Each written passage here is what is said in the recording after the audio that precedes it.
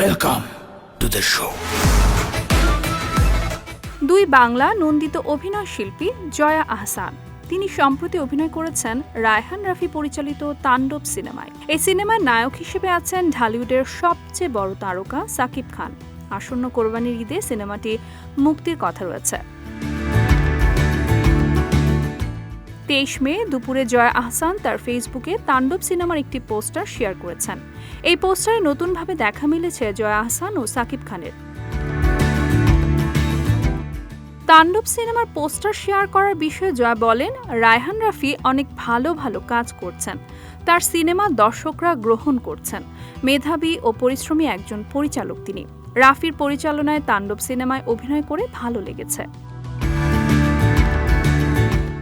তিনি আরও বলেন, তাণ্ডব সিনেমায় রায়হান রাফি নতুন চমক দেখিয়েছেন, যা মুক্তির পর দর্শকরা দেখতে পারবেন। অনেক ভালো একটি সিনেমা হতে যাচ্ছে এটি। গল্প, অভিনয়, নির্মাণ সবই ভালো। এদিকে তাণ্ডব সিনেমা দিয়ে জয়া আহসান ও সাকিব খান অনেক দিন পর একসঙ্গে রূপালী পর্দায় ফিরছেন। বেশ কবছর আগে পূর্ণদৈর্ঘ্য প্রেম কাহিনী নামের একটি সিনেমায় জুটি হয়েছিলেন দুজনে।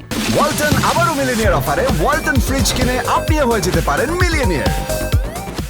সাকিব খানের সঙ্গে তাণ্ডব সিনেমায় অভিনয় প্রসঙ্গে জয়া আহসান বলেন, সাকিব খান বড় তারকা, সিনেমায় তিনি ভীষণ ভালো করছেন। তার সিনেমা দর্শকরা দারুণভাবে গ্রহণ করেছেন।